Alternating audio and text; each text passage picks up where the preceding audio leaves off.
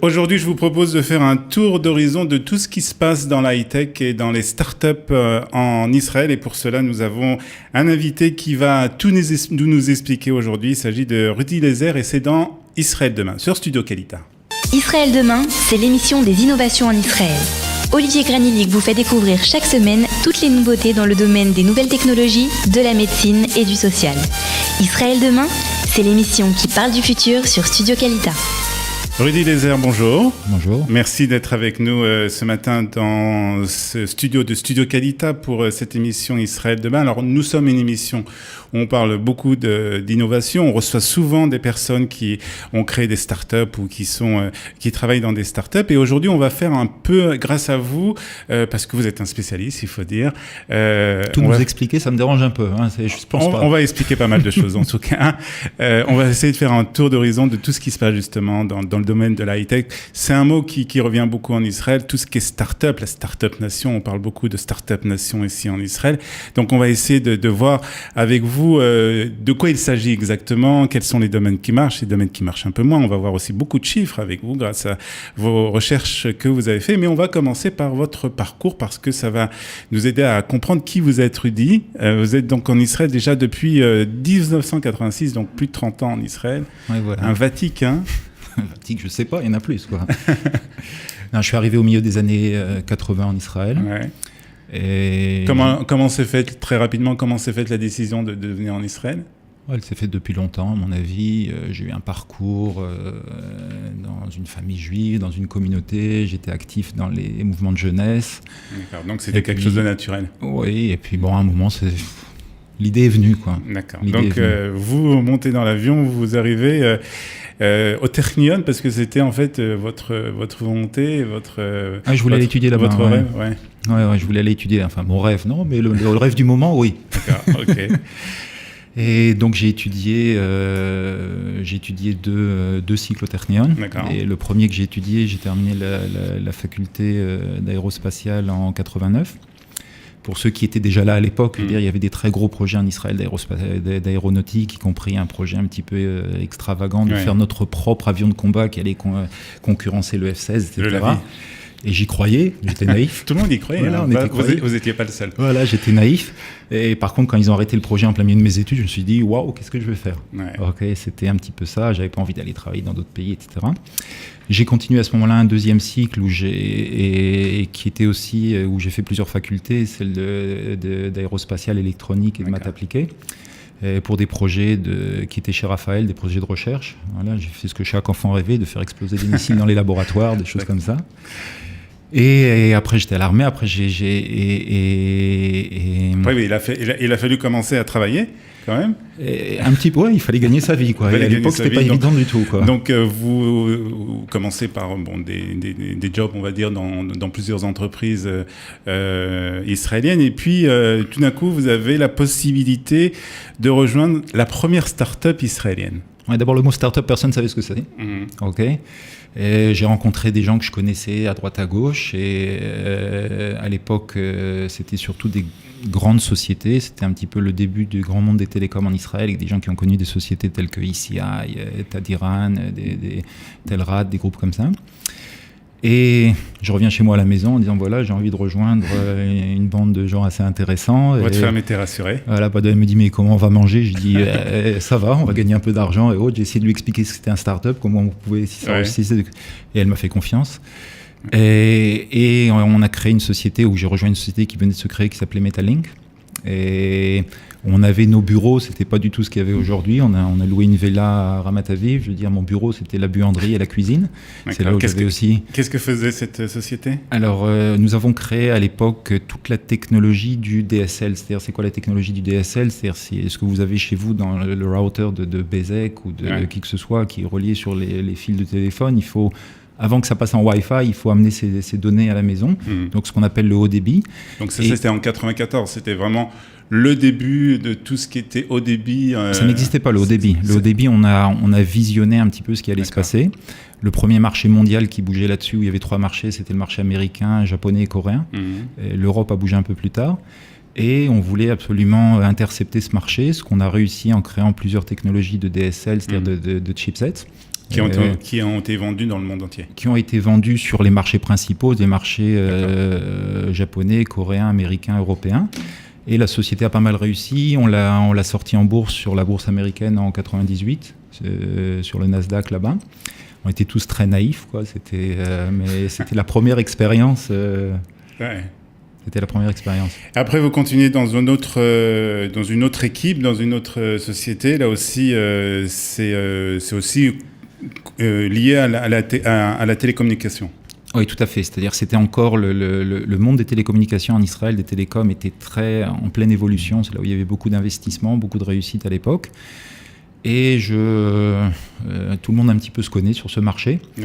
Donc on danse autour du feu, on se connaît, on se parle et autres. Et bon, je décide de quitter Metalink pour rejoindre une société plus petite à l'époque, qui s'appelait Flower et qui faisait des choses que je connaissais pas du tout, c'est-à-dire qui faisait du haut débit mais sans fil, c'est-à-dire wireless. Donc c'est là où j'ai compris que c'est wireless, ça marche jamais. Donc faut pas vous étonner si votre téléphone ne marche pas de temps en temps. Et donc je rejoins cette société Flower où finalement assez rapidement, elle se développe. On réussit également à la rendre publique au début des années 2000 sur le marché américain, sur le Nasdaq. Et là, on décide stratégiquement de fusionner, j'étais à l'œuvre de ça, de fusionner deux sociétés israéliennes, une qui s'appelait Flower et l'autre Briscom, dans une société qui est devenue assez connue ici, qui s'appelait Alvarion. Alvarion qui a créé finalement tout ce qui était les technologies ancêtres de la 4e génération. Donc tout ça c'est très israélien. Vous avez donc beaucoup d'expérience, on l'a compris. Vous avez eu encore d'autres expériences dans d'autres domaines d'ailleurs, pas seulement dans ce qui est télécommunications. Donc on a compris que vous respirez start-up. Oui. Enfin, voilà, c'est ça. Moi, quand ça devient trop grand, j'aime pas. Voilà, c'est ça. Voilà, c'est ça. D'accord. Alors justement, on va essayer de comprendre un peu ce qui se passe dans ce domaine en Israël, dans le domaine des startups, dans le domaine de l'high-tech. Et vous êtes venu avec des chiffres, et le premier chiffre vraiment qui est impressionnant, c'est 6,4 milliards de dollars d'investissement en 2018. Oui, c'est ça. Et à ta demande, j'ai cherché des chiffres. Et donc, je vais essayer de donner une espèce de vision un petit peu de ce qui se passe ici, de comprendre ce qui marche pas et comment ça marche. Donc, en 2018, on est arrivé à un chiffre assez exceptionnel de 6,4 milliards d'investissements dans cette industrie. Donc, c'est une industrie, une des principales industries israéliennes. Le chiffre intéressant, c'est que même au dernier trimestre de l'année dernière, on a un niveau d'investissement de plus d'1,8 milliard de dollars. Donc, c'est-à-dire encore une croissance de 8%. Donc, c'est quelque chose qui va en croissant tout à fait. Et si je compare un peu ces chiffres, j'ai été prendre, donc il y a eu ces 6,4 milliards de dollars correspondent à 623 investissements. Pour être précis. Maintenant, quand on compare ça, c'est une croissance de 17% par rapport à 2017. D'accord. Mais le chiffre à regarder qui est assez intéressant, c'est 100% de plus de ce qu'il y avait en 2013. C'est pas très loin, quoi, 2013.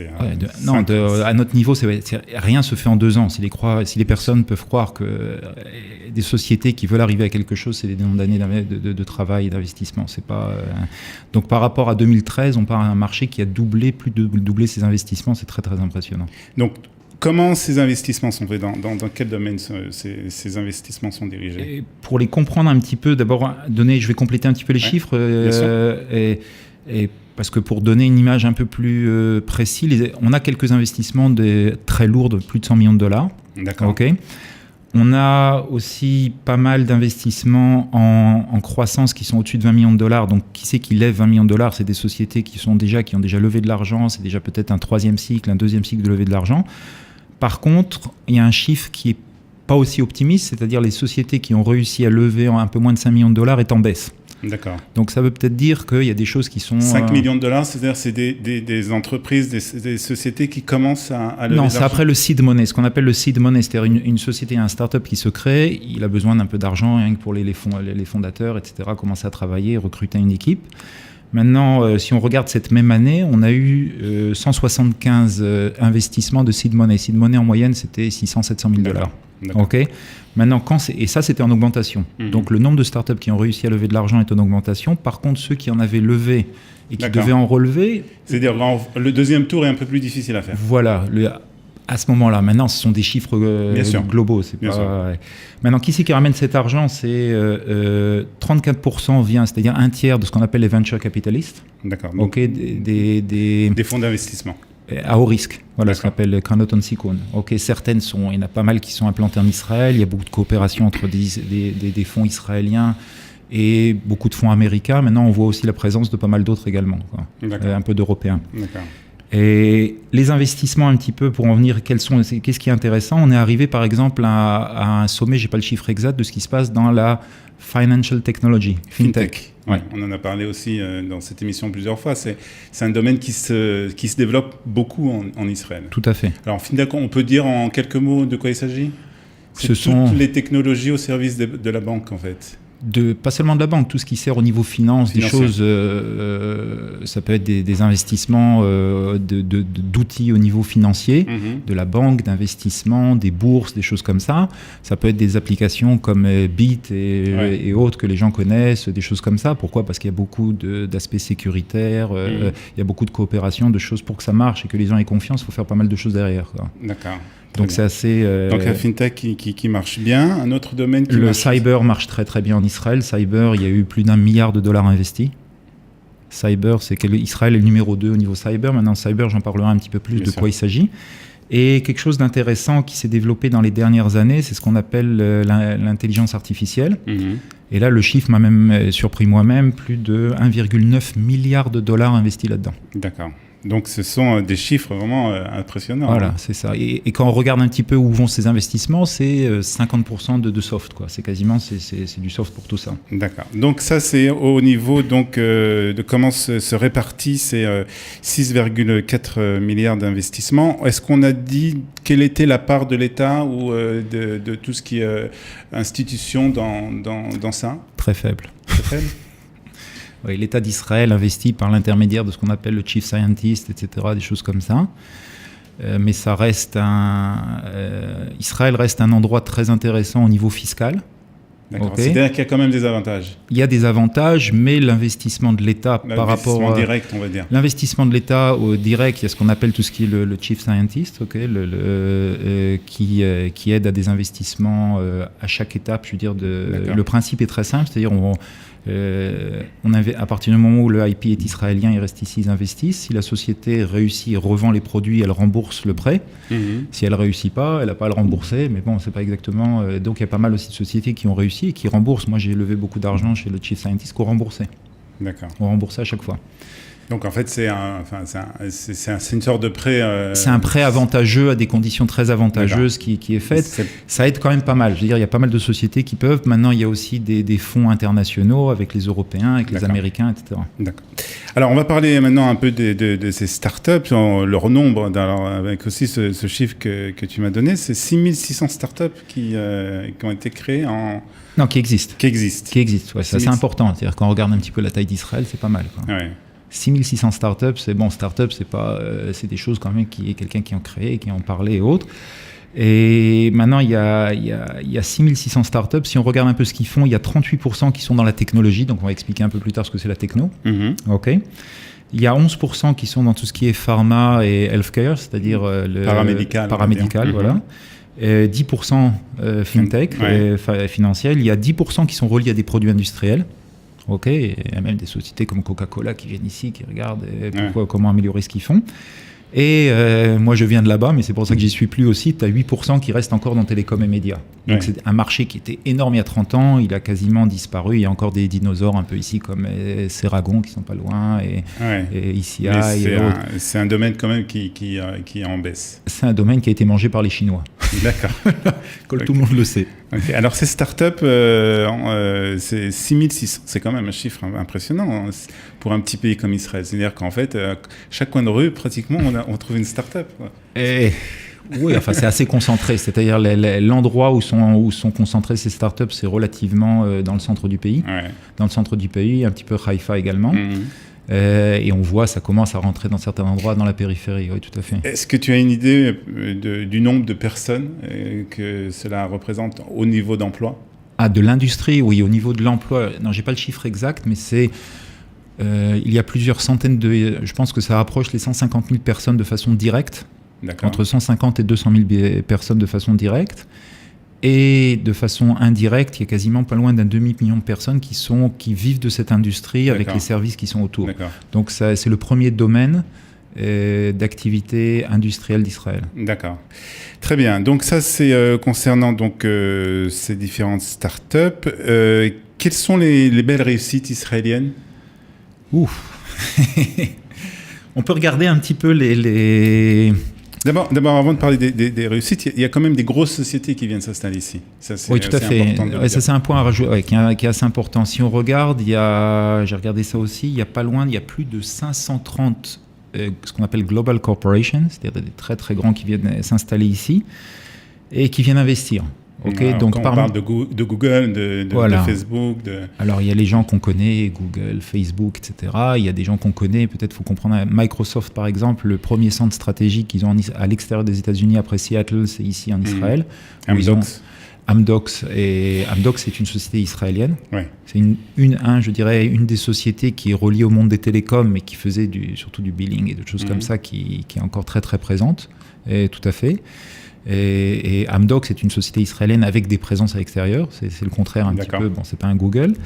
Et on voit d'autres géants qui viennent ici sur place, des gens comme Apple, et des gens assez importants qui viennent investir ici. Et donc ça, on voit qu'ils sont un petit peu très présents.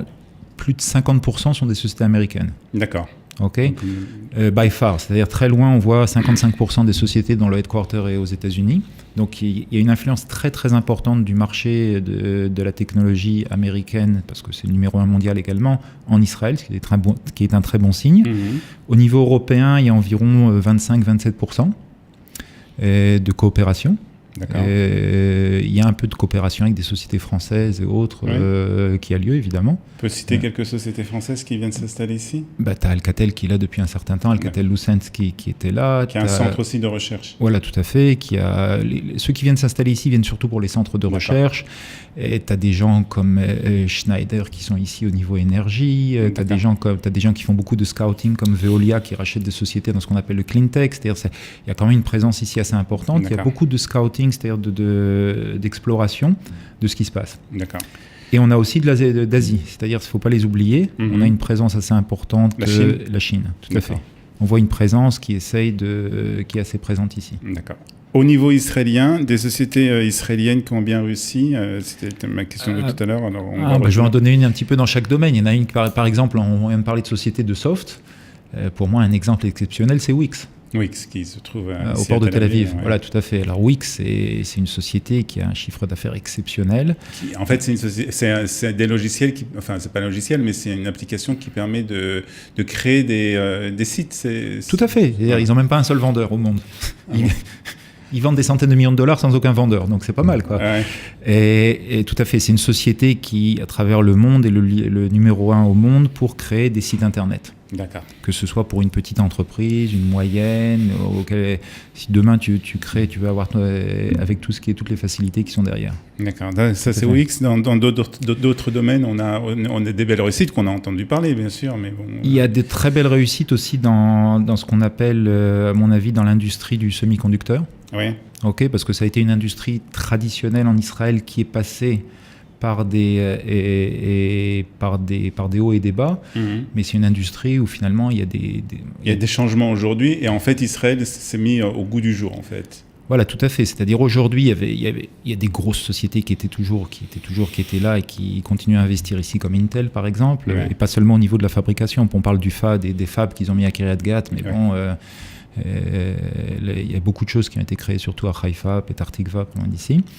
Des gens comme Marvel, il y a eu pas mal de choses. Maintenant, des plus petites sociétés, il y a un énorme besoin maintenant de créer des nouvelles générations de ce qu'on appelle de processeurs. Ouais.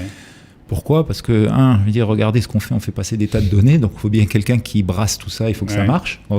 Et puis tout devient très automatique aujourd'hui. Voilà, tout devient très automatique. Il y a des choses qui sont automatiques et qui ne doivent pas être chères du tout, comme les objets connectés. Ouais. Il y a beaucoup de données qui doivent arriver dans des centres, dans des serveurs avec des capacités qui doublent ou qui triplent tous les ans et les 2 ans. Donc, il faut qu'il y ait un morceau de silicone qui soit capable de faire ça. Il y a une société qui a levé énormément d'argent maintenant qui s'appelle Habana, par exemple, des gens qui sortaient de DSP qui créent ça. Et on va parler un petit peu d'un domaine où pour moi, j'ai vu les plus d'investissements, qui est tout ce qui est relié à la voiture automatique et connectée, parce que c'est 2 choses différentes. D'accord. Maintenant, quand on regarde ce qui se passe, si vous voyez une voiture connectée automatique, si vous ouvrez le capot, vous allez voir des choses comme ça. Ok, parce que maintenant, pour pouvoir le faire marcher, il va falloir rapetisser ça comme ça, et donc avoir des nouvelles générations de processeurs qui soient capables, et on fait également des choses pareilles. Donc il y a des sociétés israéliennes qui travaillent sur ça en ce moment. Il y a énormément, c'est-à-dire il y a, à mon avis, une des plus grosses sources d'investissement quand on regarde ce qui se passe, c'est tout ce qui est sur la voiture autonome et connectée. D'accord. Maintenant, voiture autonome et connectée, ça se définit en beaucoup de sous-segments. C'est la voiture, le rêve un petit peu de tout le monde, c'est-à-dire une voiture qui est totalement autonome. Donc avec des sociétés qui font des sensors et des puces et des radars et des tas de choses pour être capable de voir ça. C'est vraiment le futur en fait ça. Et une partie est déjà implémentée. Une partie est déjà implémentée. Vous avez par exemple, si vous allez aux États-Unis, vous avez déjà des camions qui voyagent comment on appelle ça, en convoi. D'accord. Voilà, en convoi, qui fonctionnent déjà comme ça. Vous avez déjà certaines villes où maintenant, ce sera, à mon avis, la technologie sera au point avant que la régulation soit là. D'accord. Parce que la régulation va être très compliquée. Ça va prendre du temps, bien sûr. Ça va prendre du temps parce que finalement, le pire, c'est de prendre un avocat avec un ingénieur qui travaillent ensemble. Il n'y a jamais rien qui se passe. Alors, une question quand même qui est importante, c'est pourquoi ces grandes sociétés, on a vu Facebook, Google et puis d'autres sociétés qui viennent un peu, surtout comme vous l'avez dit, comme tu l'as dit, des États-Unis, pourquoi elles viennent ici justement? Qu'est-ce qu'elles recherchent ici plus exactement? Ça a changé. Il y a 30 ans, Israël était un pays qui était pas cher. La main-d'œuvre était pas chère. La main-d'œuvre était pas chère et il y avait des bons ingénieurs. Donc on venait créer maintenant ce qu'Israël fait, peut-être pas en Inde ou en Ukraine ou ailleurs et autres. Maintenant, l'ingénieur israélien, avec tout ce qu'il coûte et autres, et même si au niveau social, c'est pas la même chose qu'en Europe, c'est un ingénieur qui est plus cher. Donc il n'y a aucune raison de faire venir quelqu'un ici pour payer plus cher qu'il peut avoir chez lui. Ouais. Et donc ce qui vient ici, ils viennent chercher des talents. Je veux dire, la première, il y a 2 choses il y a une espèce de bouillon de culture parce qu'il y a beaucoup de choses qui se passent ici. C'est-à-dire c'est un petit pays avec lequel on peut rencontrer beaucoup de gens et voir beaucoup de choses de façon très très très innovante. Okay, donc ça il y a une présence, ils veulent absolument savoir ce qui se passe ici, comme il y a une présence sur la Silicon Valley. Okay, c'est, je dirais, 2 spots assez importants. Maintenant, quand les gens décident d'investir ici, ils cherchent les gens, les personnes. Ils cherchent les équipes. D'accord. Alors que ce soit par créer une équipe, par des acquisitions et des choses pareilles. Et on voit que ça continue à être le cas. Donc c'est assez encourageant. C'est assez encourageant. Donc c'est encore un domaine de tout ce qui est donc high-tech, toutes ces startups ont encore des beaux jours devant eux. Ah, moi je suis optimiste. Ouais. Moi je suis optimiste. Mais quand même, on a parlé tout à l'heure de 6600 startups en Israël. Alors c'est vrai qu'on entend souvent, on en a parlé aussi, des belles réussites, mais à côté de ça, il y a beaucoup d'échecs en fait. Il n'y a que des échecs. Non. Le nombre de startups qui réussissent, à mon avis, c'est quelques pourcentages. D'accord. Mais c'est quelque chose de normal, en fait. Oh oui, c'est tout à fait normal. C'est d'ailleurs pour ça que les gens qui investissent de l'argent, on appelle ça de l'investissement à haut risque, parce qu'ils décident, finalement, il y en a un qui réussit parmi 5, 6, 10 qu'ils ont fait, mais le retour est très important. Ouais. Mais il faut se rendre à l'évidence qu'une bonne partie ou la grande majorité des startups ne réussissent pas. Ouais. Ne réussissent pas, soit à continuer à lever de l'argent, soit à arriver à vendre ce qu'il faut, ou à donner un retour à leurs investisseurs. Qu'est-ce qui fait, ça sera ma dernière question, qu'est-ce qui fait justement qu'en Israël, on trouve justement cette facilité à créer des startups tout le temps, à être dans ce bouillon de culture, comme tu nous as parlé, à toujours essayer de créer quelque chose de nouveau? Ah ben, il y a 2 choses, il y a la mère juive, parce que la mère juive, quand elle te dit voilà le docteur et voilà l'avocat, je veux dire, c'est évidemment, et ça c'est et chacun a envie un petit peu ici de créer. Il y a il y a une envie de faire quelque chose de nouveau, de réussir, de laisser sa trace un petit peu qui existe, qui est assez différente d'ailleurs. D'accord. Et il y a un niveau d'études assez important. C'est-à-dire qu'on regarde, il y a 50% de la population qui passe par l'université ici. Donc c'est assez, pas de la high-tech uniquement, mais c'est assez important. Et l'éducation qui est si différente un petit peu d'une éducation classique européenne, parce que finalement on est dans une radio qui est destinée aux Français ici. Alors souvent on regarde le demi-verre vide. Je l'ai fait avec mes enfants aussi. On regarde le demi-verre vide.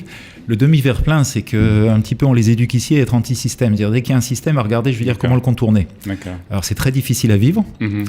Mais ça crée énormément, c'est pas facile à gérer. D'ailleurs, c'est très difficile de créer des grosses entreprises ici, parce que faire travailler les gens selon des process, etc., et même à l'armée, faire travailler selon les process, c'est très difficile.